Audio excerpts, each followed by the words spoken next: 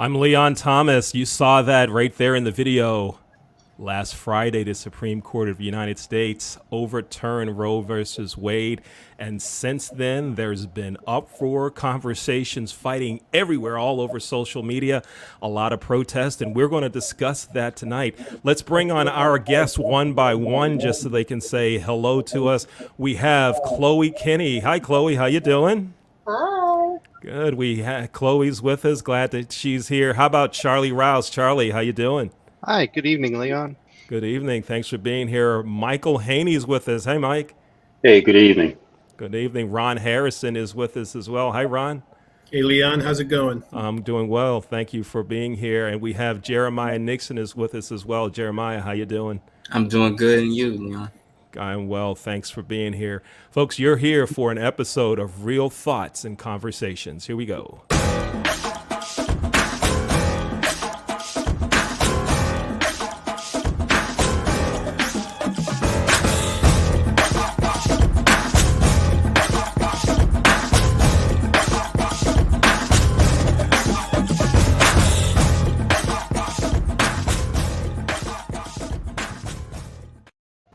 All right, let's get right to it. Let's jump right in. Let's talk about it. Ron Harrison, we're going to start with you first.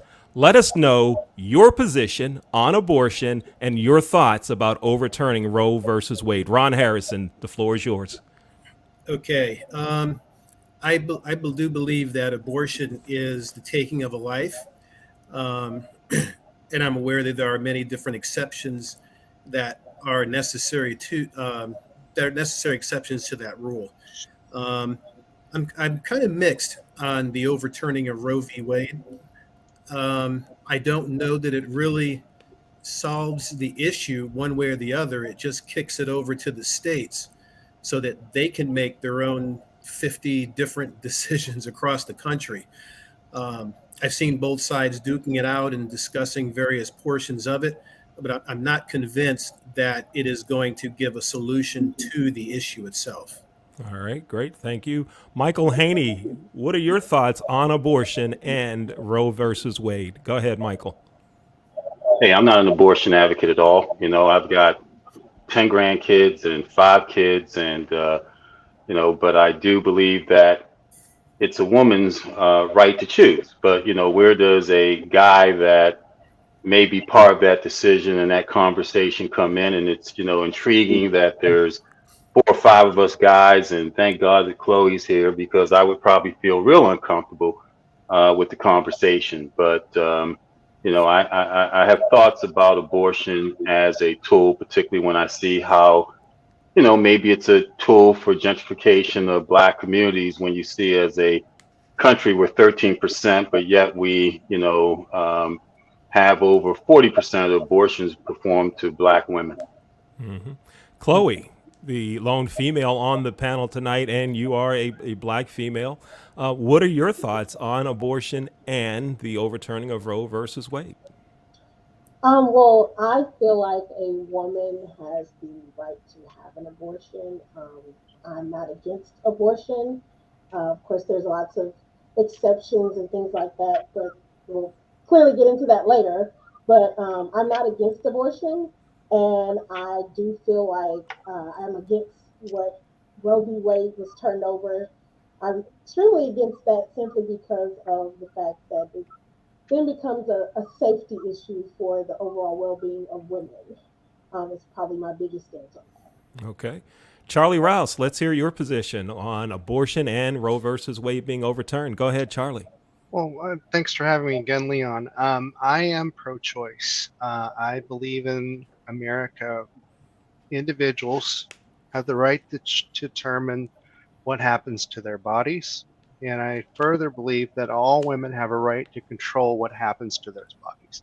And I believe government intervention in that keeps people from truly being able to care for themselves. And I think it is a board that a society would not trust grown women to handle, their own reproductive freedom. I don't think anybody deep down wants someone to have an abortion, and I think some people that are seek an abortion are truly at a moment of critical need for themselves. And I think they should have that right without government interference. Hmm. Thank you, Charlie. Jeremiah Nixon, tell us, what are your thoughts on abortion and overturning of Roe versus Wade? Well, to me, I am pro-choice when it comes to this whole situation. I think for a woman, it's her body and her decision in my parts when it comes to this whole thing. Now, do I believe every child is a blessing? Yes, I believe that every child that entered this world, I believe that they need to have somebody to care for them, need to have a life to live and everything else that's like that. But at the same time, you know I cannot never speak for a woman in her journey when it comes to everything that she goes through. Either if it's a family member's child that was forced on her, or either somebody that raped her. It can go to so many situations that get into that, and to where that she can't even see that child the same.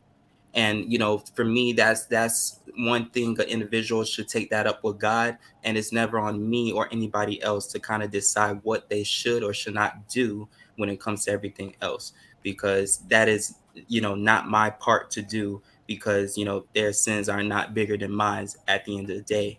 And I feel like with this turnaround, I just feel like you're telling them not to, abort the baby and everything else that's like that. But you're going to start seeing more of that, with the child being thrown to different places or left alone or given to different people inside of maybe restaurants and certain things, because, you're saying they can't abort them and everything else. And I just think that it's going to be just such an uprising of that. Okay. All right. Now, we've heard everyone's position on abortion, everyone's position on Roe versus Wade. Now, I would like all of our panelists to let the viewers know something about you. What do you do professionally? What's your educational background? So that everyone has a little understanding that may have impacted your perspective on things. So, Ron, let's start with you. Tell us a little about you, Ron. Go ahead. I have my master's in theology, and I'm an ordained pastor. Excuse me. I also have a master's degree in education. I've been in education in many different arenas, from administration to tutoring to program coordinating at a community college. Currently, I'm teaching sociology and English on a middle school level, sociology on a high school level. And right now, I'm working towards my PhD in educational psychology. And so all of that, in one way or another, has kind of rolled up everything into my thinking on the issue. And it really actually has nuanced my understanding of the issue over a period of years. And we will kind of get into that as the discussion continues. Mm-hmm. Thank you, Ron. Let's go to Michael Haney. Michael, tell us some background about you, please. Tell the viewers. Yeah, I'm a hotelier by profession, Leon, and attended school in Boston, Northeastern University. I call myself a people person that is very much an advocate for public school education, particularly of people of color, or Black people in particular. And what modes a lot of my thoughts about there, as I look at of this issue, as I look into the face of someone like Chloe, and I realize for Black women, 4 times the rate of abortions in white women, over 2 times the rate of abortions for Hispanic women. And is there an educational systemic issue here that we, as a percentage of this country, seriously in the minority, have the most abortions than any other demographics in this country? So, while what I've done and what I advocate is one thing, but being very, very concerned about our demographics and how certain tools are used against us. And then we always have education issues in our urban environments and urban centers. So is this an opportunity for further education to, have people make better choices? Mm-hmm. All right, Chloe, let's go to you. Tell us about you, and go ahead, Chloe. I am also in the hospitality industry for several years, a couple decades now. Think about it. And I am educated. I have have a bachelor's degree in marketing and public relations from a private Christian university. Grew up in church and all those good things. Um, One of the biggest things I think that truly supports the reason I feel the way I feel is I'm a woman.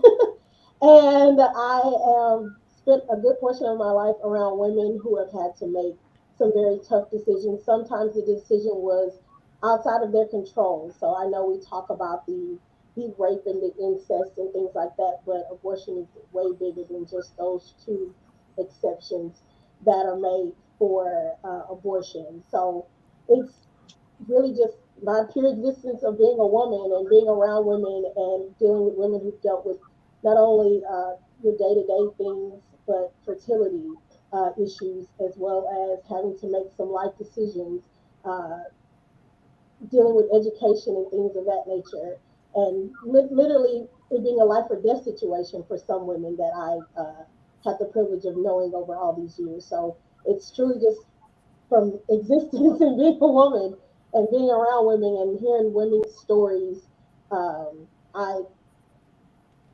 that just makes me advocate for them even more. Okay, thank you, Charlie. Let's go to you. Tell us about you, and some things in your background that may have affected your thinking on this. Go ahead. Sure. Actually, Leon and I have worked together in hospitality many years ago.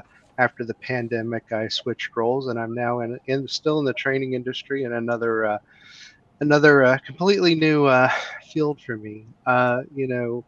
I have a BA in criminal justice and a minor in American history from Marshall University in Huntington, West Virginia. And I grew up in the heart of Appalachia, where people have to choose how many children they can feed, how much they can bear, and how much of an economic benefit they're going to have to take care of their families. And I find that, the reason I'm passionate about being pro-life is that, one, I think women can be oppressed into poverty through no fault of their own and be left without assistance that is desperately needed after they have a child. And I think, government systems are not set up to fully care for the woman post childbirth. I also think, the thing that just, chafes me is the ability that somebody can come in and tell a woman that you can't have an abortion, you have to carry a child to term.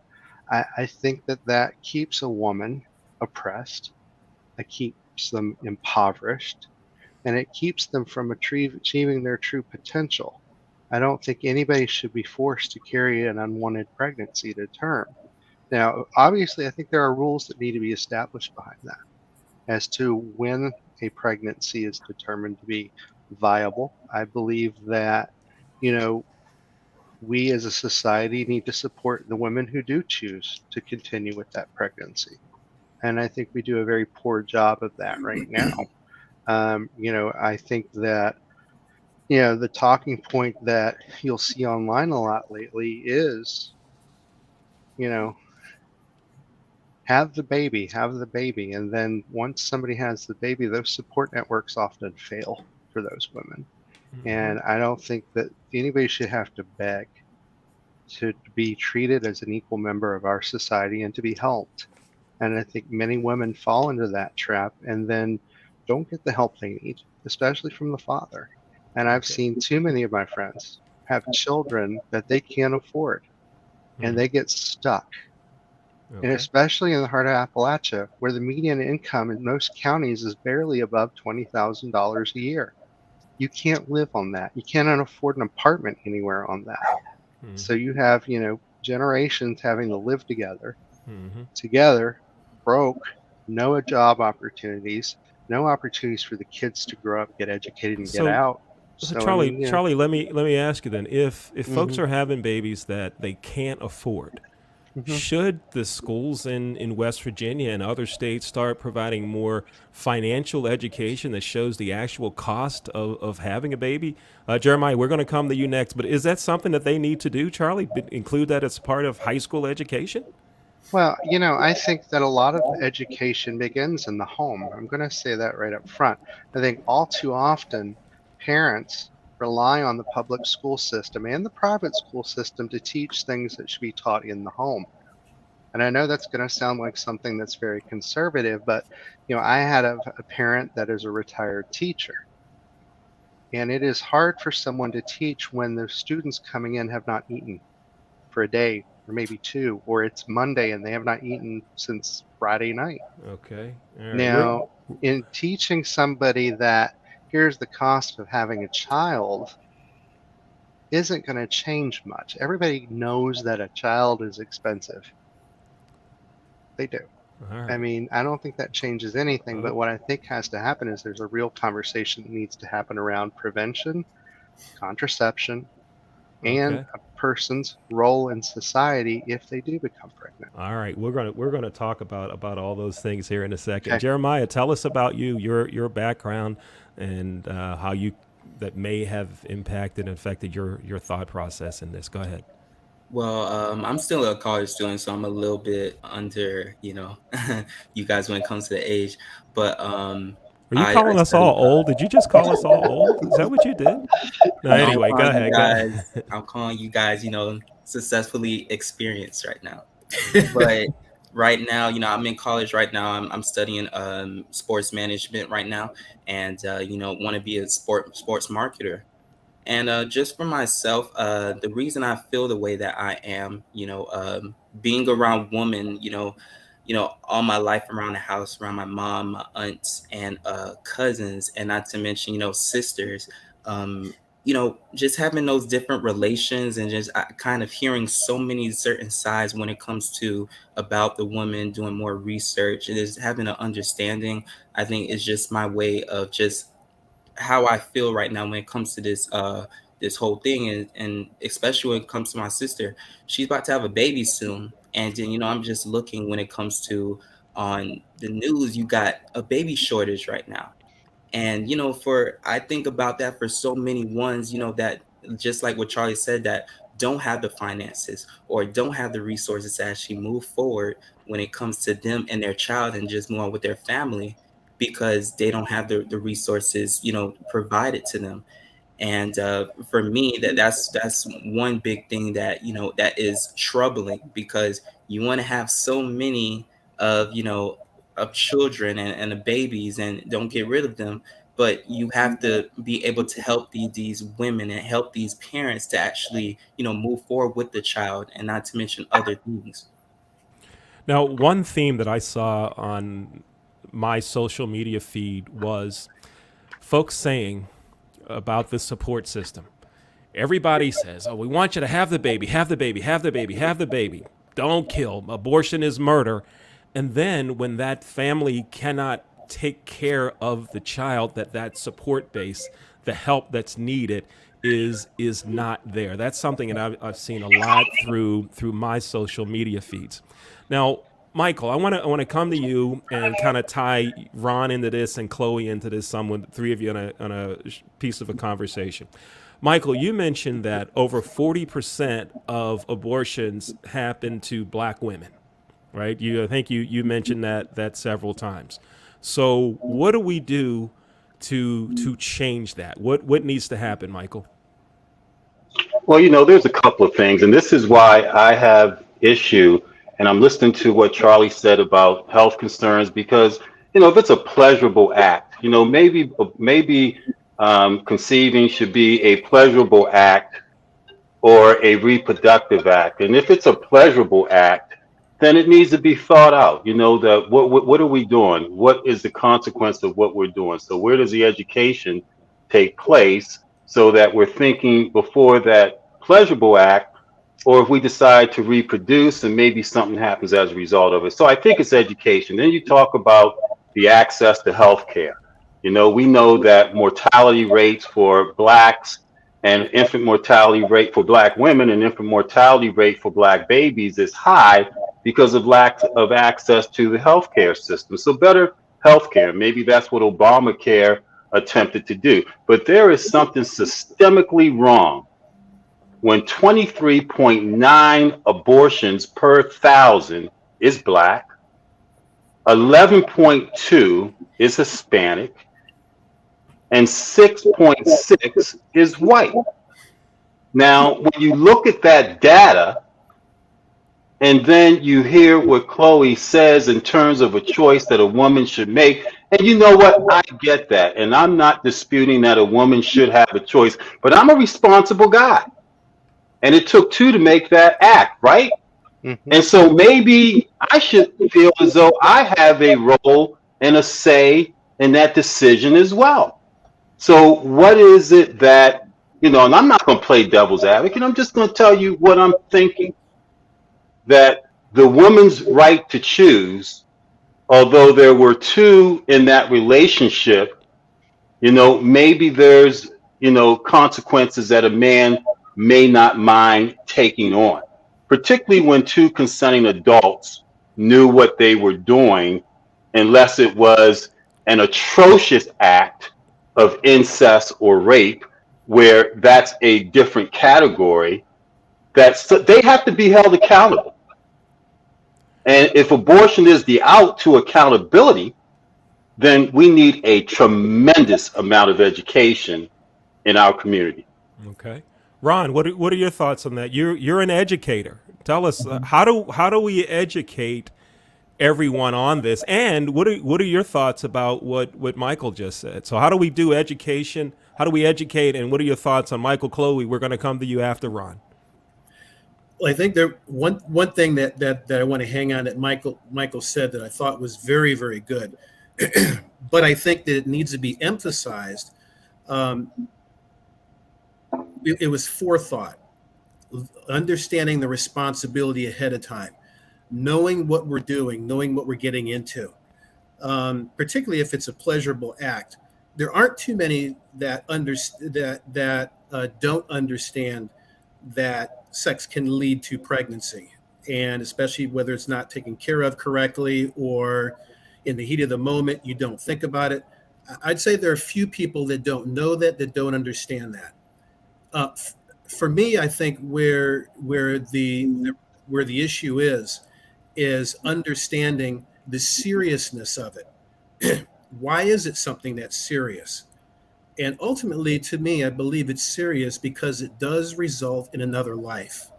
And whether it's a potential life or when it is a life at conception, is it a life weeks later, months later, but we do understand that it does lead to a life. And I think by not acknowledging that and not taking a good hard look at that, we don't see the responsibility. We don't understand why this is important. So I think understanding that this is a life will help us to seriously see the actions that we're about to take when we get involved in a sexual relationship. And that life is developing. That life has potential. The mom, and I have to say, kind of one of the difficulties I have is when you have memes or you have simple sayings that sometimes are very easy to say, but we don't think of the consequences. My body, my choice. Now, doctors, scientists, when a mom goes in to get checked up on, it's not just mom that's getting her body checked up on, getting the medications, making sure she's well. It also takes a look at the development of the child, the baby, whether that baby is growing, whether that baby is getting the nourishment from the mom that's necessary. So there is an acknowledgement from science and from medicine that there are two lives that are developing. One, in one way or another, is being designed to help take care of that other life. So I think one, realizing that is a life will help understand the seriousness of the responsibility. But one thing that I've been very encouraged about is, often people will say they're pro-life, don't really care about taking care of the baby financially, don't really take care sometimes about what happens afterwards. And so I've been very encouraged by people who have understood that pro-life does not just mean pro-baby, but pro-life means that we hold life very dear. As a pastor and as a Christian, I believe that God puts a premium on life, and life is very important. So I fully get and I fully understand the, hey, we just want you to have that baby. And then when it's time to take care of it, whoa, hey, you know what? No, my church doesn't do that. No, the government shouldn't be taking care of that. I take a very different stand on that. I believe it is the community's responsibility, especially, yes, if we're saying that that is a life, that is a baby. You know what? That life does not end after that baby's born. That continues for years beyond. Um, and so I think that those three issues tied together make this a very important issue to discuss. And it kind of goes into why I think kicking it out to the states doesn't really make it help people understand it as a serious issue. I think it needs to be fought for from a national perspective. If it's a life, if we're pro-life, does it stop being a life when it's kicked out to the states? It doesn't. You know, it's something that should be either fought for or should be understood across the board. Chloe, what are your thoughts? How do we educate? But also, what about, you heard Michael say that the fathers need to be involved in this somehow. What are your thoughts, Chloe? Well, the first thing I want to say is, while I get the whole concept of the once the baby is born and let's have the community involved and let's have the village involved and all those things, but the community and no one else can do anything during those 9, sometimes 10 months that the baby is growing inside of the woman. It's only her. Um, and yes, if the baby is growing inside and if the baby's growing and developing the right way, then yes, it is a life. But there are times where that baby, per se, the embryo, the fetus, the using technical terms, may become a parasite and it might not be growing and developing in the right way. And then that woman is then faced with the choice of, you have to sit here and carry this baby for an additional, 6 months or however long, and knowing that you're not going to get a bouncing baby boy with, 10 fingers and 10 toes and blue eyes or whatever. Once that baby comes out, you're going to get a mass of cells. So the fact that there are things that can be done to help the woman not have to deal with that is the best solution. While it's great that we say, the men play a role. Yes, the men do play a role. That's how women get pregnant. So the root, to me, the root of the controversy with abortion is that, of course, everything falls on the woman. So that's why I feel like it is the woman's right to choose. It is the woman's right to make a decision about her body. I appreciate all the sentiments of let's do all these things once the baby's here, but during that 9 months, it's her body, it's her and her body. And as far as the mortality rates, and that I think Michael was the one that mentioned with the mortality rates, I'm sure there's deeper levels to those statistics, and the lack of access as far as with Black women. I know a lot of women who are OBGYNs, Black women at that, who they have access to it. It's how they're treated when they're the in the doctor's office a lot of times. So you may come in and say you're having some discomfort or you're having some pain, and we're told to be tough Black women and we're strong and we can just kind of, bear the pain and bear the issue. But the reality is you might be dealing with something with that baby, with that embryo, with that fetus inside of you that you're just told to kind of toughen it up. So in the end, you might have to make a decision, my life or this baby's life. Mm-hmm. And it's tough. And again, with the whole concept of educating and beforehand, I know, and I'm just going to be pretty candid here. I know every time I've had sex, I haven't thought, okay, if I get pregnant, I need to make sure I have an abortion or anything of that nature. That's not my preliminary conversation. The pleasure of the act, of course, we're not thinking that if we get pregnant, let's have an abortion, or we're not thinking about, the pleasure of the act. Things happen, contraceptives break. So you may not know in that moment that something has happened. And by the time you figure out, you're way down the line and you have to make a decision. So again, I love the sentiment of the village, but the village is, during those 9 months, this woman's body is the village. Okay. Leon, I'd like to respond when Chloe finishes that, because is it okay if I respond to that? Not yet, but Okay. make a note of that, because here in a couple of minutes we're going to drop all of this and let you challenge each other. So absolutely. hang with me for about 7 minutes here, Michael. We're going to give you a chance to go to make some comments about others' thoughts. All right, Charlie, tell me, you brought up the whole idea that education needs to start in the family. Go ahead, tell us more. There's so many things that I hear families need to educate. Education with whatever needs to start in the family.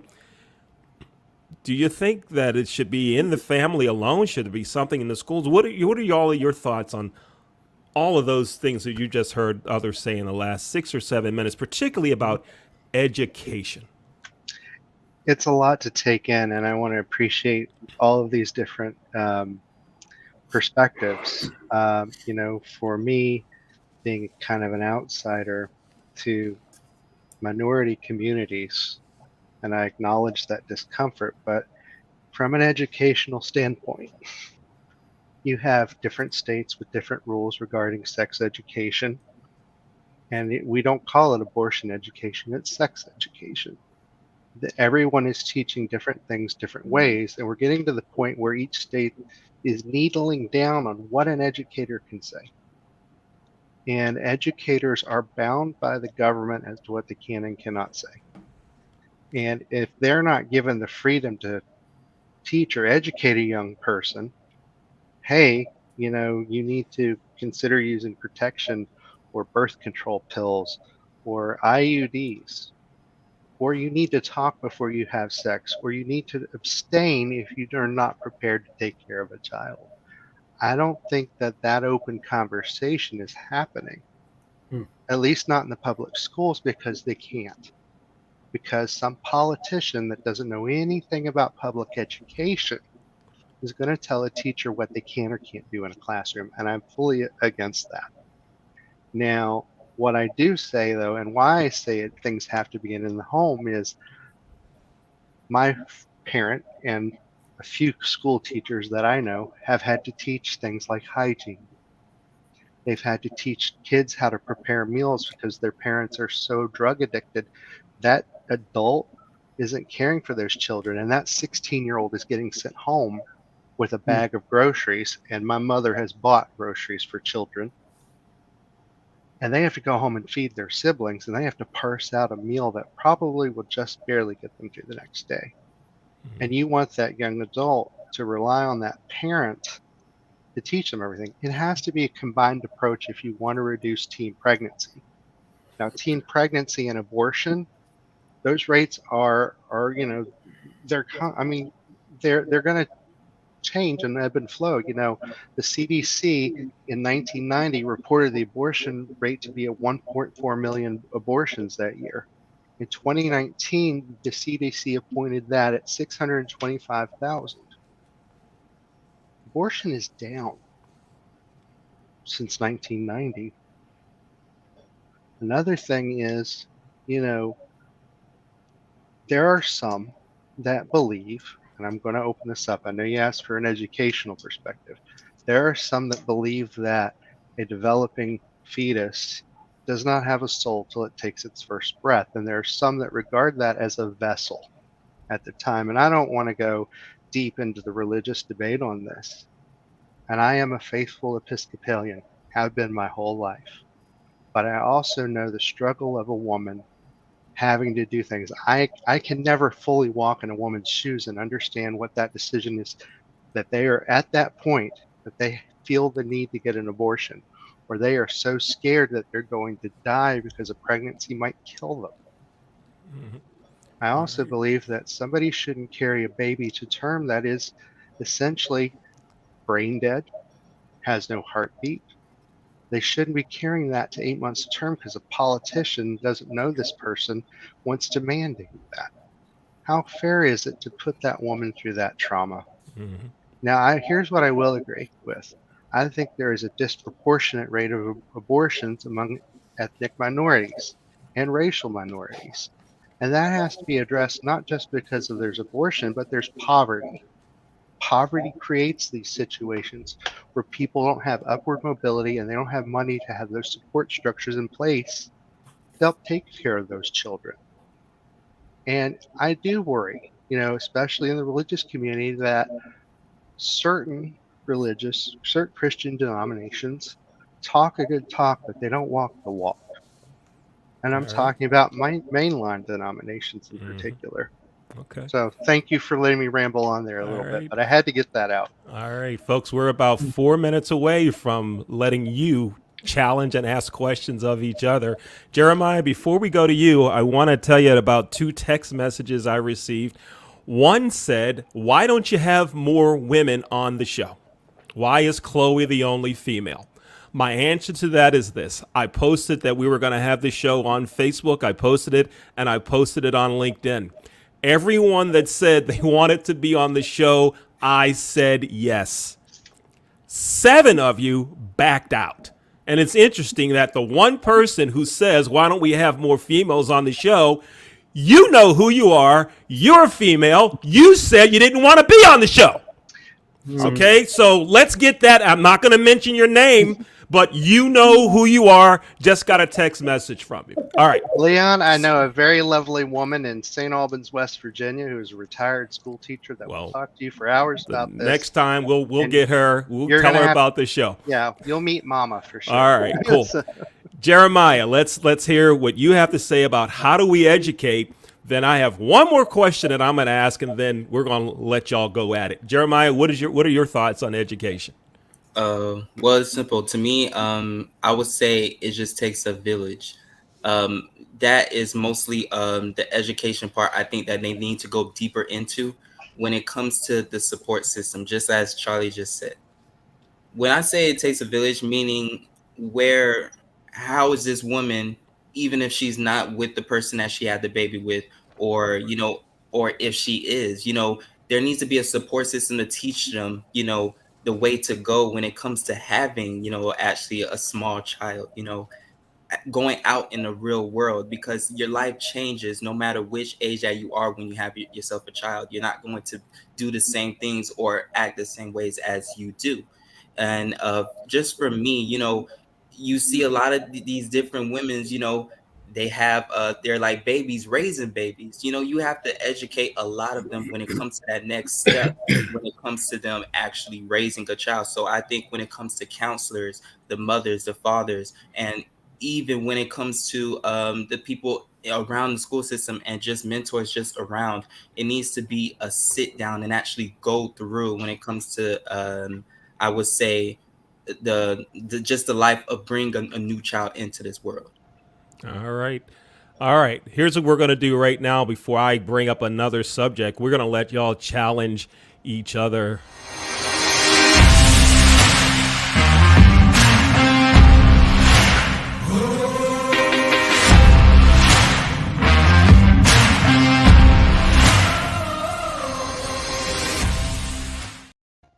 Michael, let's start with you first. You wanted to respond to something that Chloe said.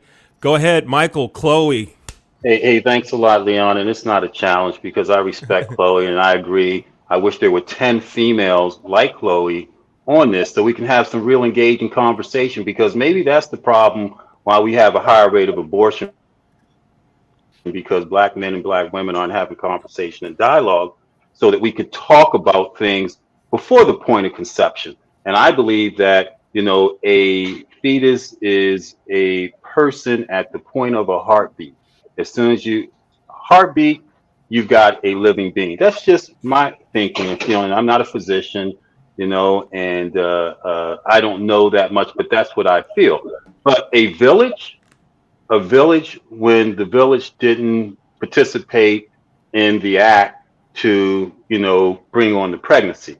And this is why, there has to be communication, direct dialogue. Guys have just as much responsibility, and you're right, Chloe, that it's your body once that act has been performed, and now you have to carry. But are there not predetermined roles that we're all adults and responsible for, that we know about in advance, that we know if this happens, that's what it is that will happen, and that will be your responsibility?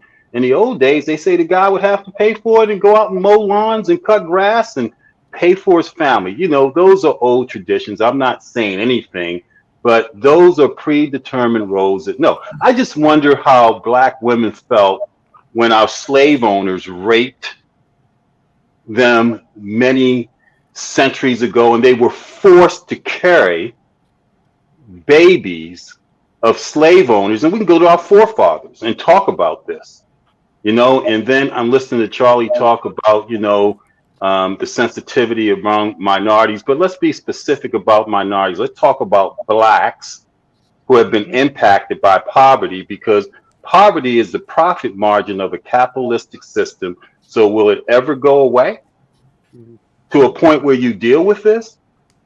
You know, so there are a multitude of complexities here that I feel like it's imperative that our women are at the forefront, but we as guys have to be part of that conversation to resolve this issue when you look at the data and the statistics over who has abortions performed in this country. It's real. Mm-hmm. Give me a hand raise if you want to say something on that one, Chloe. I see your hand. Go ahead. I think, and I may be misunderstanding you, but you're saying the thing. Well, you make the comment of how did the women feel when they had to carry a baby of a slave master that raped them and things like that. I mean, we know how they felt. They weren't. You know, there was no baby shower. They weren't excited about it. So the reality is, yes, these conversations are happening, and I think we're also focusing on this like unwed mother situation or whatever. But it could be the married couple who the husband just lost a job and she finds out she's pregnant. And now it's like, okay, we really can't afford to have this one more baby. Do we, you know, then we make that decision. Wow, that's powerful, Chloe, from my perspective, that we're making a financial decision with a life. I'm glad no one did that with my life, you know, because I know that my parents weren't rich at all, and they were young, 16, 17 years old. And thank God that I'm here as a result of a good decision they made. And, you know, we know that maybe these slave owners, as you referenced, maybe the abortion option wasn't there then, so they were forced to do so under extenuating circumstances. But, you know, my point is that there are conversations that men and women have to have in order, and particularly in our community, Chloe, so that we can lessen the rate that is systemically, it's a systemic rate that I believe is part of a gentrification strategy anyway, you know, just like allowing murders in our cities. We got murders in our city of our young people, and we got abortions at a higher rate than any other demographics in this country. I mean, yes, we have abortions. I haven't looked at that particular statistic. So there may be a situation, and I'm not disputing you, there may be a higher rate of abortions among Black women, but we don't know the circumstances of those abortions. So it may be a situation that since Black women are usually sexualized well before their mature age, so it may be a situation where that young black girl may have been raped by someone and she had to have an abortion. It may have been a situation where she was, like I said, had done something with someone at at an early age or whatever. But even in the sense of what I was making, the conversation I was making before about the financial part is, unfortunately, it does come down to economics at times, because there have been situations where people cannot afford to have a child. And I don't know the cost of an abortion. I have not had one, but I have a ballpark number from a friend or two. And if they can borrow that money or they have the funds for that to deal with that in that situation, but they don't have the long-term funds, I respect that. Because why, as Charlie kind of talked about, the impoverished child, why bring another child into the world when you really can't afford to give that child the life that they truly deserve? And again, I feel like we are very focused on the unwed preteen or the unwed person. So it may come down to that in certain situations where you do have to make that decision. If it's a married couple, are we supposed to tell them, okay, yes, we've had these conversations that you say we need to have, We've had these conversations. Are we supposed to no longer have sex as a married couple because we might get pregnant? Well, All you right. know, Go ahead. Chloe, Oh, let's I let's just go want to to Ron, say, please. I want to get Ron in on this conversation. He had his hand up. Sorry, Michael. Ron, go ahead. I think one of the things I'm grateful for from those that are pro-life that have kind of moved the issue over, that for me has acknowledged that, you know what, there are important, and I call them exceptions, but there are very real circumstances where a mother's life is in danger. Um, if a baby is already dead and is stillborn, should a mother carry that baby? No, that baby is not alive. Ectopic pregnancy. You know, I'm one of the difficulties I have is that there are some states that have been looking forward to this ruling being overturned, and yet still have not dealt with that issue. I mean, to me, that's kind of basic.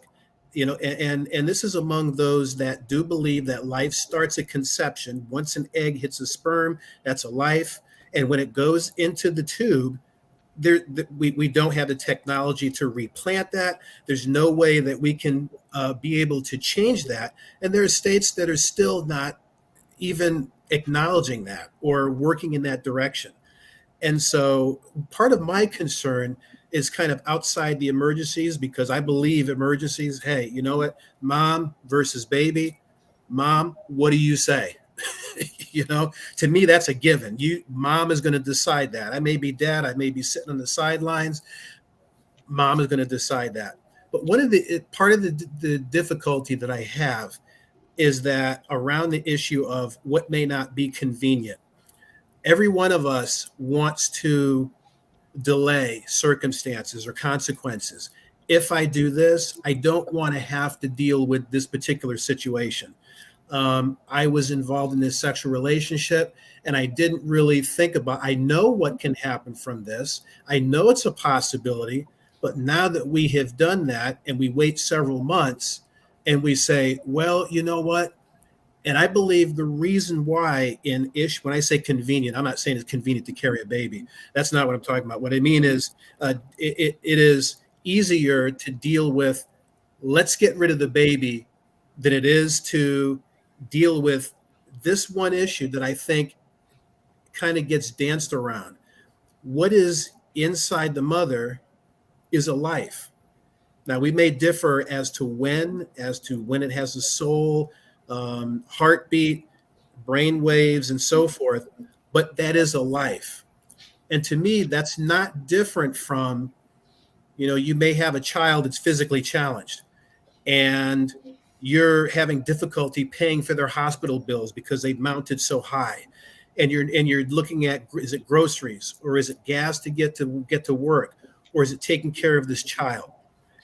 I mean, the only difference is the child may be inside the mother or the child may be 15, 16. What keeps me from making that decision? Hey, you know what? This 15, 16-year-old child is a real drain on my wallet. And this is really tough. And we're poor and we can't keep doing this. You know, what ethically keeps us from going to that next step? Well, we need to get rid of that child because it's a drain. Now, legally, there's a difference. The law says you can't just get rid of a child because that child's inconvenient. But on the other side, we don't necessarily in our country define what is a life, what is a baby. I think that's important, but I believe all of us understands that life that's inside is a child, is a human being. And I really believe that will help us to understand before. And I think if we teach that ahead of time, that's going to really give us a lot of foundation for why is the decision to get together without protection important? Why is it that we should think about this before the action instead of after the action? If that's a life, I believe that in itself is going to raise the importance. And I believe that it is a life. Honestly, I'm not sure exactly when. I couldn't tell you that. Mm-hmm. That's something that should be studied and should be discussed. But if we do know it's a life, that raises the importance. Michael, thanks for waiting. Go ahead, please. Hey, just finally, man, for Chloe, you know, I still respect you and want to be supportive of you. I wish it was 10 of you on this show tonight. And Leon explained that It's me. there were many that did not come. But, you know, I want to represent the responsible partner of yours to have this conversation with you and support the fact that you do have the right to make a choice of your body. But our conversations beforehand, maybe they'll affect the tremendous rate of abortions on Black women because we're having conversations. I wish it was 10 Chloes and one Mike, or 10 Chloes and one Ron, to really make this a conversation tonight that people can have and can quantify, because at that point, me being a respectful, responsible partner to you and with you, maybe there's a different trajectory to begin to change the dynamics. Because I got to tell you, selfishly, I'm focused on what's happening in my community, where I see a great disparity in healthcare, in abortion rates, in children in poverty. So my focus is a lot narrower, but I'm going to support Chloe 20 times 20 times 20 times 20. And maybe at some point, Leon will be able to gather, you know, a village of Chloes and have this conversation. Right on. Thank you. Jeremiah, go ahead. Yeah, I wanted to just second what Michael just said. You know, if it's not anybody that supports, I know that all of us up here, you know, support the women and their decisions when it comes to, you know, being there for them, their support system all the way through. To just know that, you know, I think that everybody, especially every man and even a bigger person, needs to get on board with being with them through the whole journey. Through those 9 months, these women need the most support as they can get. You know, each month, each day, you know, counts for so much. And women can go through so many of their hormone changes and just the different moods that they have, and not to mention, you know, the body changes. They need to have those male figures, and also the ones that encourage them and be with them all the way to they're about to have birth and even afterwards. All right. Now, I'm going to throw two questions out in one comment, and I'm going to come to each of you to get your thoughts on this. And we have about 7 minutes left in the show, so please keep it a little short. So here's the question, and here's the setup for it. I asked an elderly relative. She's 97 years old. I asked her thought about this, and she said, here's what's going to happen. People are going to start going to the back rooms like they did before. People are going to die. They're going to go to the back rooms like they did before. And I said, oh, no, that's not going to happen. There's this new thing called abortion tourism, that folks are just going to be able to go to another state and have the abortion. And she said, not going to happen. You need money to do it. And I said, there are some companies that have said they will pay for it. My 97-year-old relative said, listen, 97, and she says, oh, so you have to go to your boss and say, give me the money, I'm going to have an abortion. That ain't right. All right, so there's the whole big thing. I want to hear your comments on all of that. No more than a minute, 15 seconds if you can. Or we can keep the show going, too. That's fine, too. Charlie, let's go to you first. Keep it going, because I would like to maybe back up on some of the comments that we've heard already. But I think that is a possibility that medical tourism will occur. But, you know, if you can't afford to travel to 2 states away, you're stuck. You're stuck. And this is another thing about poverty determining what happens to a woman against her will. You know, and you know, the thing here is, with some laws like Texas, it's a crime for somebody to assist another person to go receive an abortion in another state. And I think that, you know, this goes back to a couple of things. First, there needs to be a national health care system in this nation that allows women to seek these things without having to allow their employer to approve or disapprove. I will say that Dick's Sporting Goods has agreed to allow those employees transportation and cover their transportation and lodging expenses should they seek an abortion. And I think that's very important. But I don't think corporate America should be the people that actually follow this. And I think it creates much like this patchwork of laws amongst the states, a patchwork of benefits. As a gay man, you would have to pick and choose way back when who would have domestic partner benefits and who wouldn't. And that Well, might make a determination for you. But again, the other thing, 1 second, pardon me, the birth rate of the US is lower than most of the other industrialized nations in the world. And that is because of poverty and lack of access to overall medical care. There is no reason that we should not have a single payer system.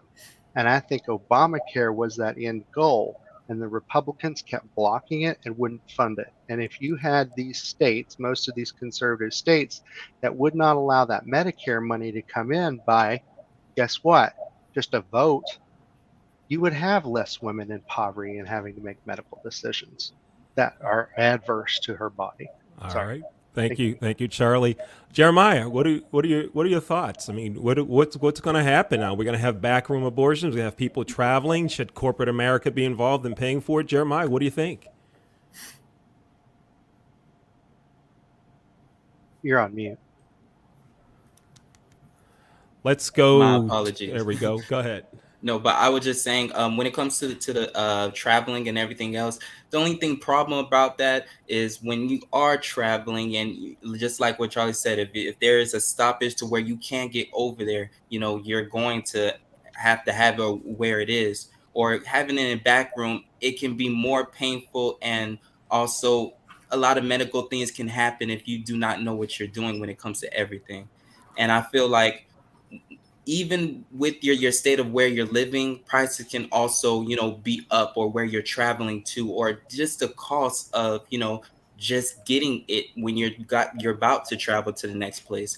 And, that's just my stance on it. All right. Thank you. Let's go to Michael, and then Chloe, you're next. Go ahead, Michael. Hey, so real quick, man, there are always going to be organizations that will fund, an abortion. Particularly with the statistical data as it exists today. So I don't think there'll be an issue. So Charlie mentioned medical tourism. That's been going on for decades. So we're talking abortion tourism. And I don't even want to think in that terminology of this medical procedure. But I don't think that, cost is going to be any factor, because you have a multitude of organizations out here willing to underwrite as long as there's a place to take them, particularly if the goal is to continue to hold a population of a certain demographic at bay. That's the unfortunate aspect of it. Mm-hmm. Chloe? I definitely, I was actually having this conversation with someone else. People are going to do it. That's the sad part. Like I think it was Charlie that mentioned, it's going to be some hoops to jump through for the people that may not be able to physically go to. I'm actually in Texas, who have to go to Arkansas if you need to take a road trip to take care of certain situations. And that's the sad part, that it's going to end up costing more lives than they're trying to prevent in the long run, because cost more lives than they're trying to save in the long run, because it's going to be the person who, I can do this, or try this, or take this, and or do this, and it's gonna end up being worse than what they're trying to do in the long run. Truly how I feel. And the fact of having to go to your HR partner to say, hey, I need to take a road trip, that should be an interesting conversation. But I know people in HR who are preparing to do that are good companies that are going to support you to take care of that situation. All right. Ron, go ahead. Yeah, I think that is a very real possibility. It's unfortunate. Some issues I see with that is, number one, companies do not need to know where you're going, why you're going, and for what reason. There should not, that I see as violating a variety of different laws, HIPAA laws, several different laws that respect privacy.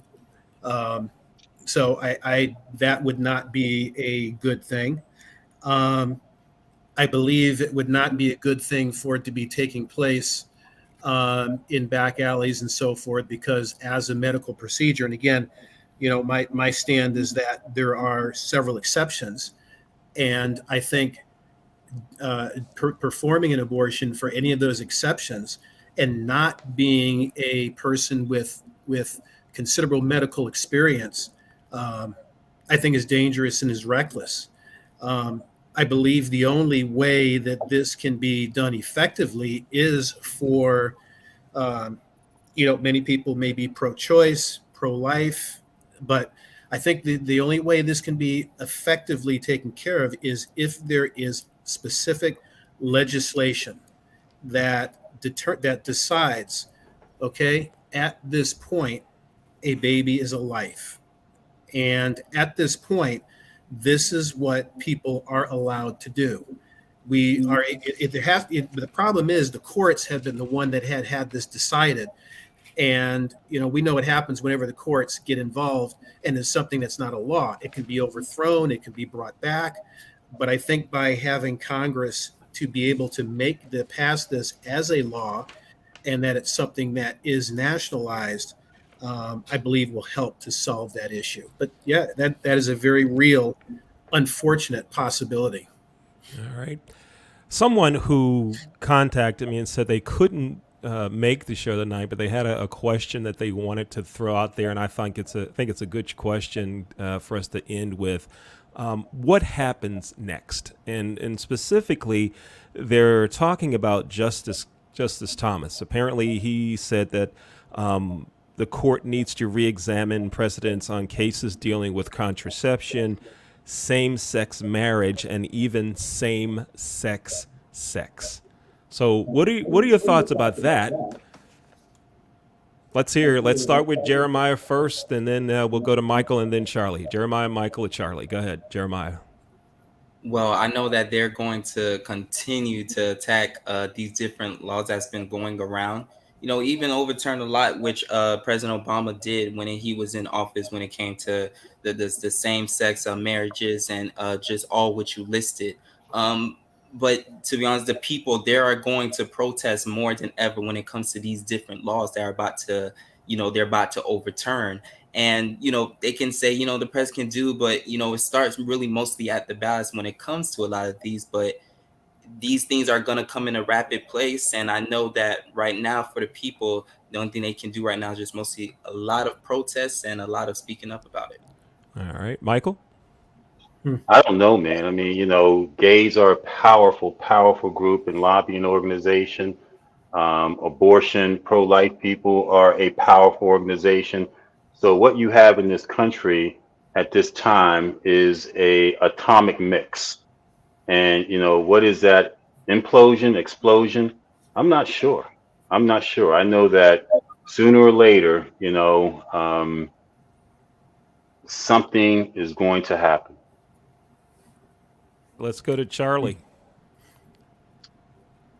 I would say that the LGBT lobby is not as strong as we look. And depending on where you're at in this country, our access to equal rights is varied. I would have much more difficulty getting married and being accepted in a community in the South than I would in Delaware. And I fully acknowledge that. Now, what I also think is you have to keep in perspective that Lawrence v. Texas wasn't decided until the summer of 2003, which struck down anti-sodomy laws. And I don't think we would have achieved marriage equality without the court system. And the court system is the last place of refuge for the oppressed. And I'm thankful that the United States Supreme Court gave me a constitutional liberty that I should have had all along. Now, as far as what we're talking about with the Supreme Court, there's a long-held standard called stare decisis. And loosely translated, that means let the decision stand. By going against that long-established precedent, we have opened a Pandora's box of due process cases that could come back to the court. Corporate law cases that could use this as a runaround to get away with doing things ethically. This whole idea that due process can occur, or it can be decided at whim, is dangerous. It can reverse 40 years of civil rights legislation.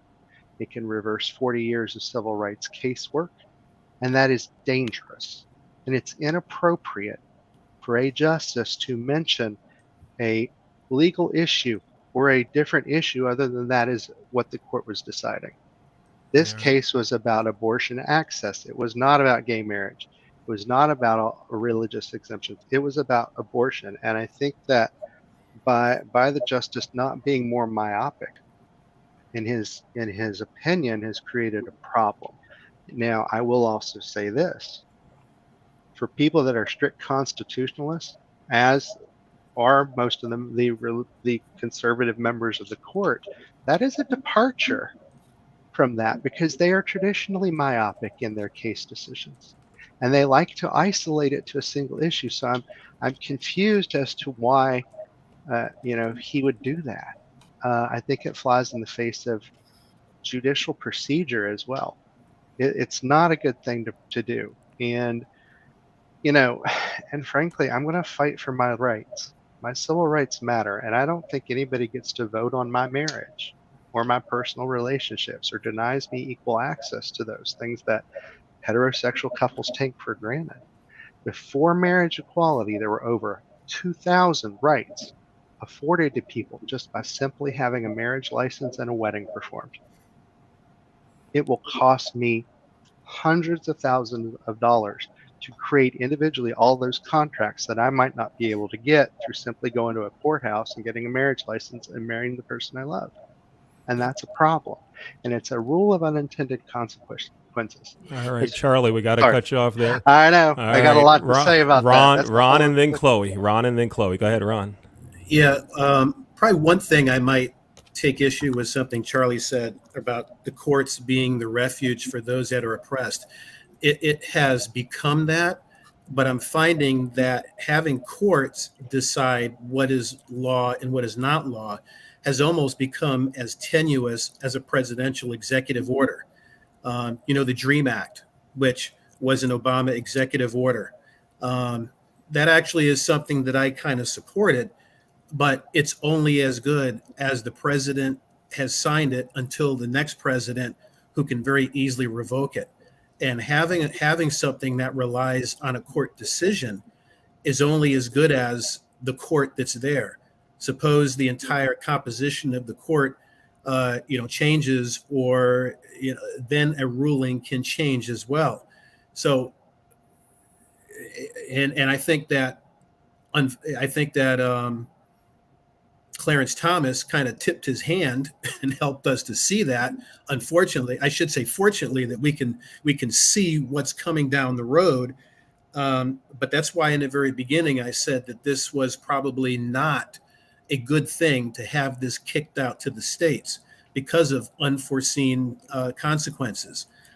There was a senator that was discussing the Loving versus Virginia ruling, whether interracial couples were going to be able to be married. And a congressman said, hey, maybe that's something that should have stayed with the states. They went to SCOTUS, and SCOTUS, the Supreme Court, did say, hey, you know what? This ruling stands. We can have people marry interracially. But again, what happens is the court makes the ruling, but then Congress doesn't follow up to make that a law. And I think that's part of the problem. So now we are left with 50 states making 50 different decisions, not really solving the issue. And I think what Clarence Thomas said was correct. I think it's dangerous. I think that we have yet to see the consequences of what's going to happen when something like civil rights gets kicked to the various different states to make a decision on that. That's going to be tough. And this is going to be hard. It's going to be hard to not say never after the overturning of Roe v. Wade. Mm-hmm. Chloe, go ahead.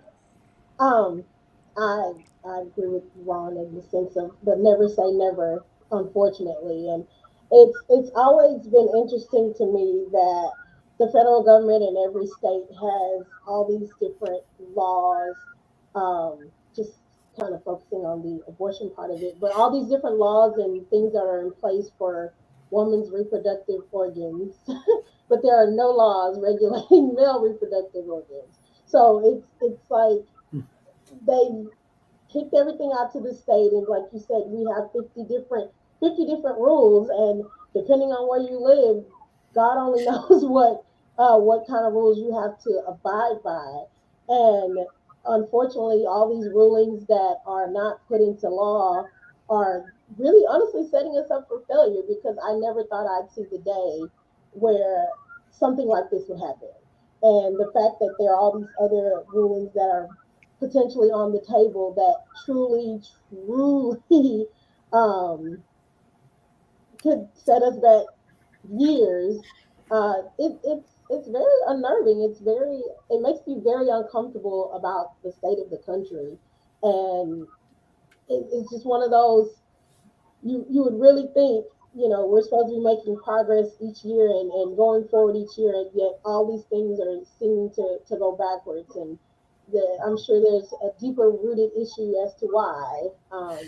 And I'm hoping that something is done to where we can get to a better solution, not continue to regress instead and make progress in this country. I would All like right. to go back to a couple things. Sorry, Leon. Hold on 1 second. Hold on a second. We have exactly 3 minutes remaining in the show. I'm going to call on each of you, and I want you to give your closing comments. You have 30 seconds for your closing comments. And if you have something that you'd like to promote, a book, a website, even if you just want to say, if you want to continue the conversation with me, here's how you can get in touch with me. Everyone has 30 seconds. You'll know that your time's up when I come back on the screen. Charlie, let's go to you first. Again, thank you for having me tonight. This has been a fun and unexpected conversation. I think that discourse has to happen for change to be solidified and to occur. I think what has happened is a major problem in terms of civil rights and in terms of women being able to choose their reproductive freedom. I further think that the rules of unintended consequences are going to come because of this decision. I think that this is a slippery slope that should not have been opened, and 50 years of judicial precedent should have remained intact. I also think we cannot wait for legislators to determine the path to equality for people. If we were waiting on the U.S. Congress in the 50s to desegregate schools, that wouldn't have happened in 1954. The court acted as the place of last refuge Thank for you. minorities. Thank to you, Charlie. system. Time limit. Thank you. Thank you. Let's go to Michael. Go ahead, Michael. Hey, I'll give Charlie my 30 seconds if he wants, man.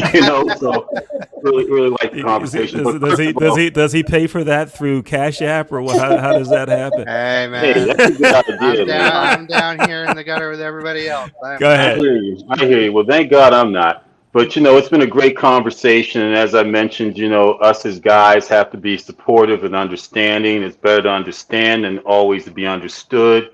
And I really appreciate the conversation.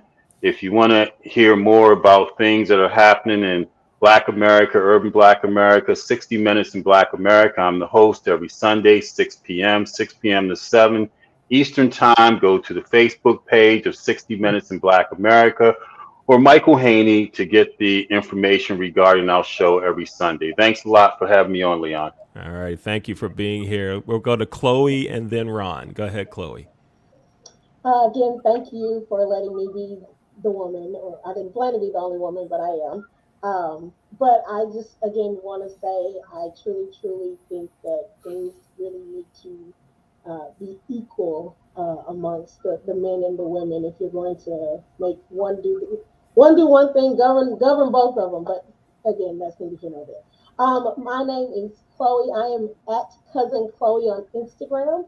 I have a show called Rouge, Rants, and Rhythm on my YouTube channel where I talk about current events, and I sit there and I do my makeup while I do it. But I talk about different current events, and you can find that on my YouTube channel. And it's YouTube.com/Cousin Chloe. Let's go to Ron and then Jeremiah. I enjoyed this conversation. This was really good. It was very level-headed. It was civil, and I learned a lot as a result. Um, Two web pages, if I may.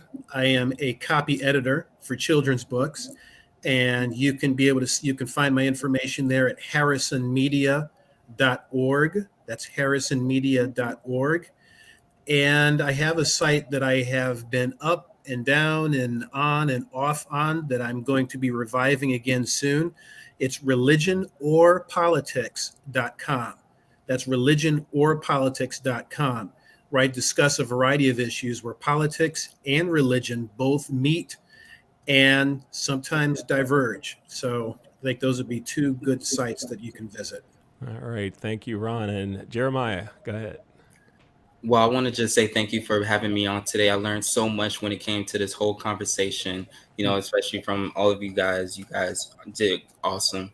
And if you guys want to follow me on Jeremiah Nixon on LinkedIn, and also check me out Jasmine's First Impression Sports Talk on Mondays at 9 p.m. And also follow me on my Instagram at sportsnixon_elite.